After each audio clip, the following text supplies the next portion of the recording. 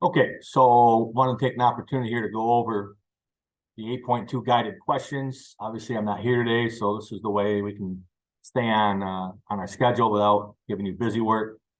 I'll have this obviously uploaded for you for tomorrow. You should be all set. If you have any questions, I'll be here tomorrow in the afternoon. If something comes up or something didn't work, you can always come see me in the afternoon. All right. So moving on here. Number one, prior to the sinking of the Lusitania, most Americans felt that the war had virtually little effect. The United States obviously was neutral at this point prior to the sinking of the passenger liner there. And although economically, through trade and things, the United States did get involved in the war by shipping goods mostly to allied nations, France and Great Britain. The average American really wasn't that affected by the war at this point. President Wilson declared the United States would remain neutral, and that's kind of was his campaign slogan for the 1916 election, was that he would keep the United States as a neutral country. And as for a definition of isolationism, it's basically a policy of not being involved in the affairs of other nations. Now, again, it's a little bit misleading in terms of isolationism because the United States was involved through trade, but in terms of actual warfare, the United States had not been actively involved prior to the sinking of the Lusitania. Moving on to number two here, although neutral, most people felt that the U.S. had greater political, cultural, and commercial ties to the allied nations of Great Britain and France. Just basically, culturally, language-wise, obviously Great Britain, government, as I mentioned. So it was just a natural tie between the allied nations and the United States. Number three, in what area was the United States not neutral? Kind of mentioned this already in the previous slide, but economically or financially, the United States traded, obviously you see the thing here, a significant amount of goods traded to allied nations. You can see by 1917, which is the year the United States eventually joins the war, virtually no trade to Germany here in red, and a significant amount of trade with Great Britain and a good portion of trade with France as well. But you can see how it was relatively even in 1912 prior to the war breaking out, still relatively even in 1914. But a year into the war, you can see that trade with Germany is virtually non-existent. Britain's blockade of German ports caused Germany to deploy the use of submarines or U-boats. Germany's attack on British ships, as well as ships from neutral countries such as the United States, referred to as unrestricted submarine warfare. In other words, German subs were out in the Atlantic targeting ships that were headed for Great Britain or France that they suspected had war goods on them, regardless if they were U.S. ships or not. In the eyes of the president, Germany's use of unrestricted submarine warfare violated the laws of neutrality, and to the point where Germany eventually backs off because the United States had put some diplomatic pressures on Germany about attacking U.S. ships and causing loss of life to citizens from a neutral country. Germany's sinking of the Sussex, a French passenger ship, led to the Sussex Pledge, in which Germany promised not to sink neutral merchant vessels without warning. So in other words, if they came on a ship that was either neutral, they would warn the ship that, we are going to attack you. We're going to give you an opportunity to evacuate, the passengers off the ship. Once that's done and they're safely far enough away, then the ship will be sunk based on the fact it's carrying war goods. How did the Allied nations react to the President's peace without victory proposal? France and Great Britain did not react well to Wilson's proposal. They felt that the Central Powers, especially Germany, were to blame for igniting the war, and that goes back to Germany's invasion of Belgium. It's kind of kicked off the actual fighting during the war. But Wilson was trying to aid the Allied effort as much as possible without like literally getting involved in the war. Number 9 here, what is the significance of February 1st, 1917 as related to any attempt to bring about peace? Any hope of peace with Germany ended when Germany resumed the unrestricted warfare. Once Germany decided that, hey, this Sussex Pledge thing wasn't working out, the Allied merchant ships were being armed with the ability to fight off submarine attacks. So Germany said, hey, enough with this warning system. We're just going to resume with what we did before, which is basically sinking any vessel that they suspected carrying war goods. The Zimmermann Note was a German proposal tried to incentivize Mexico into attacking against the United States, promising to regain lost territories in Texas, Mexico, and Arizona, or New Mexico, I should say. That was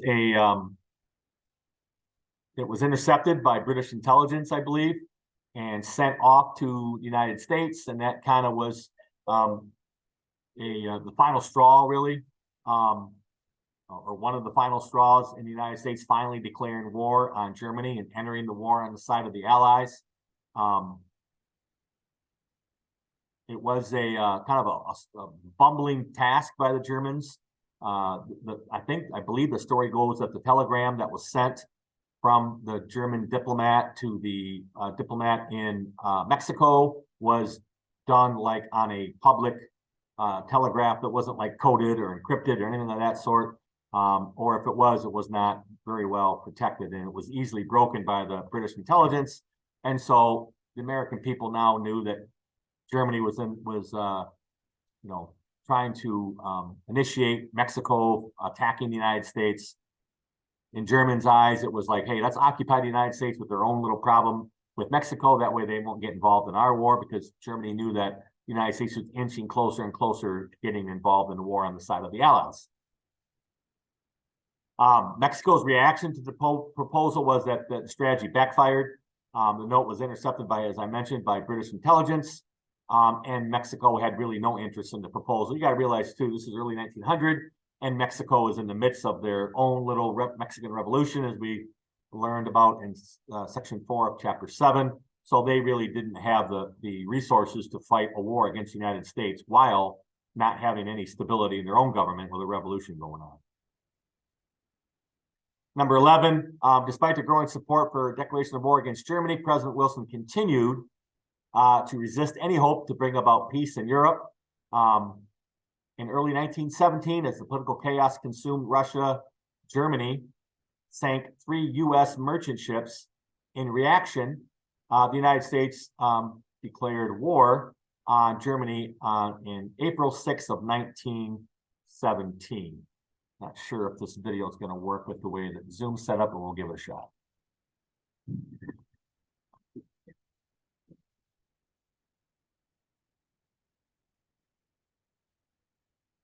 So America watches World War I from 1914 to April of 1917. And people ask why. Why doesn't America get involved immediately? And American politicians are petrified of being drawn into a foreign war and fighting for foreign ends. Remember, the United States is a nation of immigrants. People came here to avoid war in Europe. The Americans had from the very beginning an official policy of neutrality, but neutrality never meant indifference or apathy. Even though we're saying we don't want to involve ourselves, we certainly were sympathetic in trying to help and aid that cause in ways that the Germans saw as being destructive to their war aims. So in all those ways, the Wilson administration is walking a tightrope. Woodrow Wilson, after all, runs for re-election in 1916 on the slogan, "He kept us out of war." And yet within a year after winning that election, that very same president is declaring war on the Germans.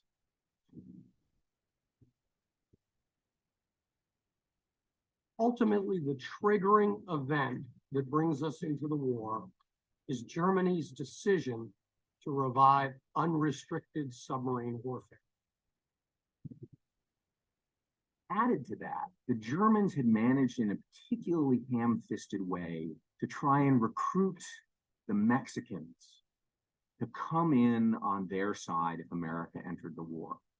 And they had offered to return to the Mexicans all the lands they had lost in the 19th century to the US, Texas, New Mexico, Arizona. The Germans sent this offer to the Mexicans by telegram, Western Union of all things.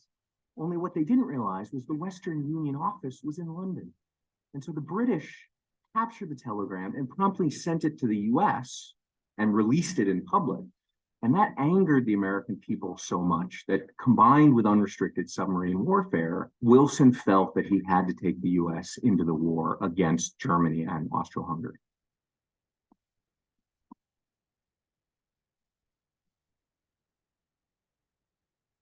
When America entered the conflict, it changed the war, although not as much as everybody expected, because just as America was entering the war, Russia was dropping out. Now, it's a race. As Russia is leaving the war, can the United States get enough troops in to tilt that scale in favor of the Allies? They brought in the men, the materiel, and the resources that the Allies needed desperately.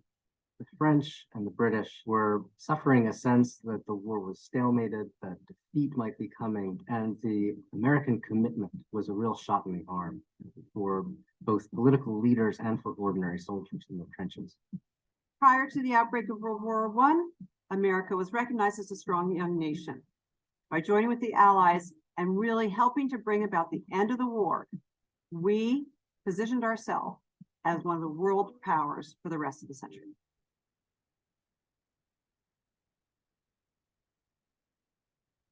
Okay, so a couple interesting things there. One of the things you saw there was trench warfare in the video, which was basically a result of each country, each side, I should say, Germany, and then obviously the French and the British, with really don't have the ability to fight a war in old traditional military strategies. You know, the old, late 1800s, put your bayonet on your rifle and charge type of thing. Because the military strategists of the time did not keep up with the technology and the advanced weaponry that the early 1900s had brought in relative to things such as grenades, machine guns, and so forth, poisonous gas. And so, the trench warfare became kind of a reaction to the fact that, hey, if we come up and we start doing this charge thing, we're going to get, mowed down by these automatic weapons and things of that sort. And that really creates a stalemate on the Western Front, where Germany and the Allied nations are making any really headway until Russia decides to withdraw from the war as a result of the revolution that's being fought there in their own country, where the Tsar is, basically eliminated, families murdered. The new provisional government continues to fight, but then the Bolsheviks take over in Russia and pull Russia out of the war.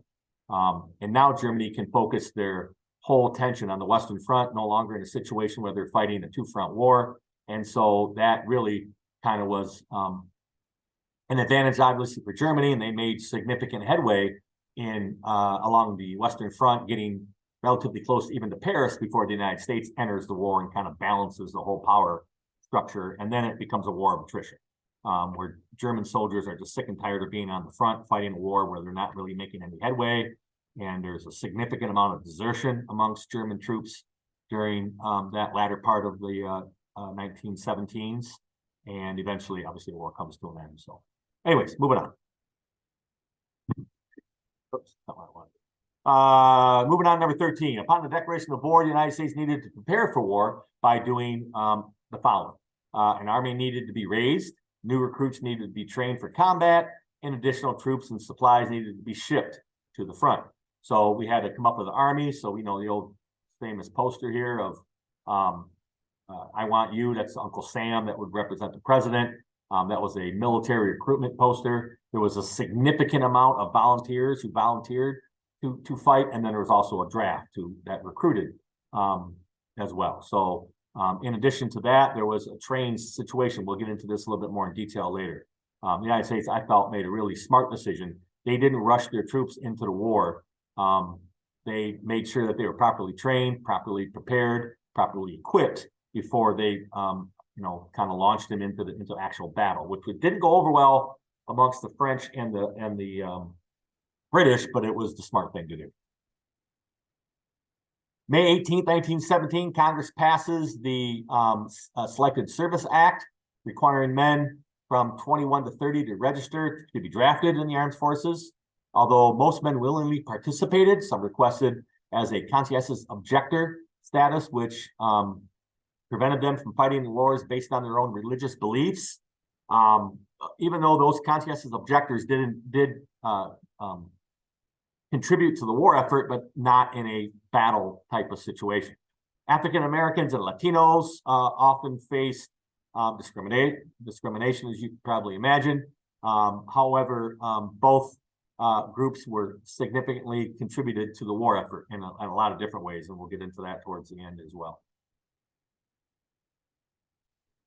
Speaking along those terms, one of the most famous African-American groups were the Harlem Hellfighters. They were obviously a group of African-American troops who actually fought for the French because the United States had a segregated armed forces at that point. And as a matter of fact, the United States armed forces remained segregated even through World War II. But in France, it wasn't a thing. So they fought in the war effort as soldiers under French command, but they were African-American soldiers. The Harlem Hellfighters was a regiment of New York National Guardsmen in the First World War. They were set up to fail by their own government. They were humiliated, degraded, eventually given to the French army as a throwaway, and they ended up coming home as one of the most decorated units in the entire U.S. Army. Harlem Hellfighters are one of the most important regiments in American history. In World War I, they helped to establish to the entire world the power of Black soldiers in the military. It was very difficult at that time for African Americans to get into the United States military because there was this perception that African Americans would not do well in battle. They had to overcome the prejudice of their own countrymen and yet also perform ably on the battlefield. Like so many units of African American descent, when they go overseas, they're not sure what they're going to do. Are they going to fight as infantry? Or are they going to be stevedores and load ships? Or are they going to be labor units and cut wood? And so they're committed to labor duty, they're unloading ships, building latrines, those type of support services. And as you can imagine, these men have been trained and they're willing to fight, they're ready to fight, and this is stressful for them. They were finally given to the French army, which in a way was an even greater insult because in the First World War, when the United States entered, General Pershing, the commanding officer, was very clear that American forces would not be fed piecemeal into the French and British army because the French and British wanted reinforcements. And Pershing said, absolutely not. When Americans join this war, they will fight as an American force under an American flag led by an American general. ... except for the black guys. You can have them.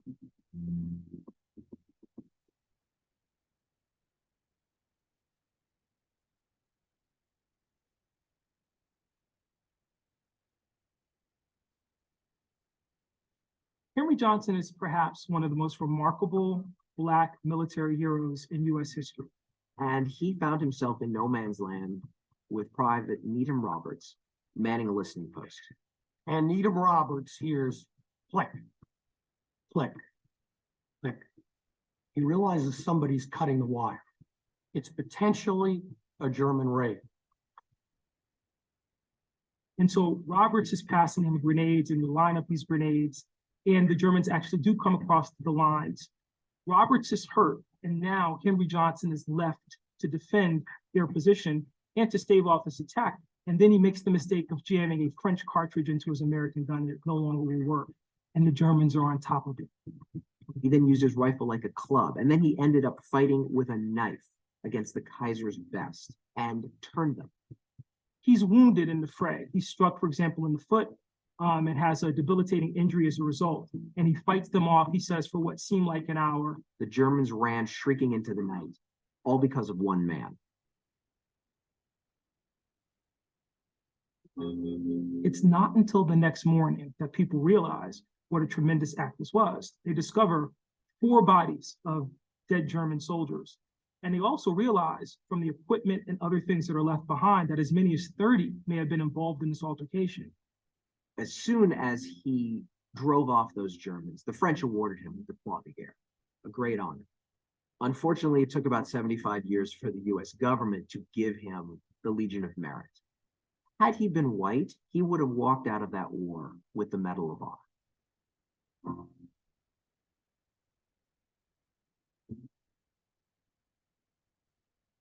What was so shocking to me when I began to research the story of the Hellfighters was that after they had performed so magnificently in combat, the United States government actually sent a memorandum to the French government, essentially implementing Jim Crow, essentially saying, don't give them some notion that they are equals, because we don't want them taking that notion back to the United States and demanding equality. When it come back to the United States, he's not awarded the Purple Heart. There's no notation in his military record of his injury. And so he winds up not being able to work because of this injury. He doesn't get any kind of assistance from the army or from the government as a result. And he ends up dying in 1929 penniless.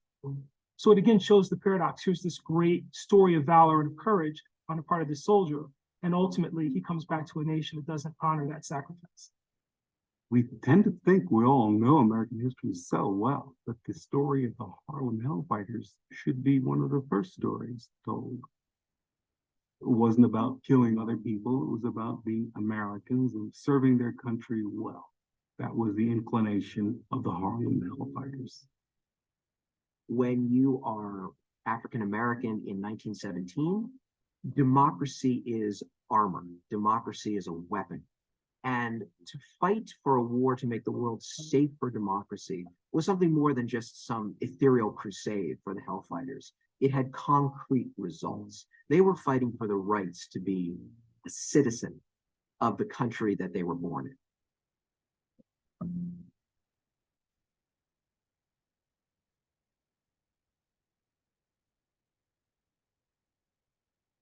Okay, so obviously, the situation with African American soldiers in World War I and really in World War II was not a situation that the country should have been proud of. And that kind of, especially after World War II, it kicks off the civil rights movement that kind of progressed throughout the 1950s, 60s, and you could argue still going on in some capacity today. All right, so here what we have going on here. So you should have your 8.2 questions figured out. Those of you who didn't do it or missed some questions or didn't finish it as if you didn't get it in by Thursday night, you can obviously get those things corrected, resubmit that assignment, get your late credit for that. And when I'm back on Monday, we'll start with section 3 of chapter 8. And again, just make sure you're paying attention to next week. Schedule Monday, Tuesday, Wednesday are full regular school days. Thursday's a half a day where you're going to go to classes 1, 2, and 3. And then next Friday, a week from today, you do not have school. Okay, let me know if you have any questions.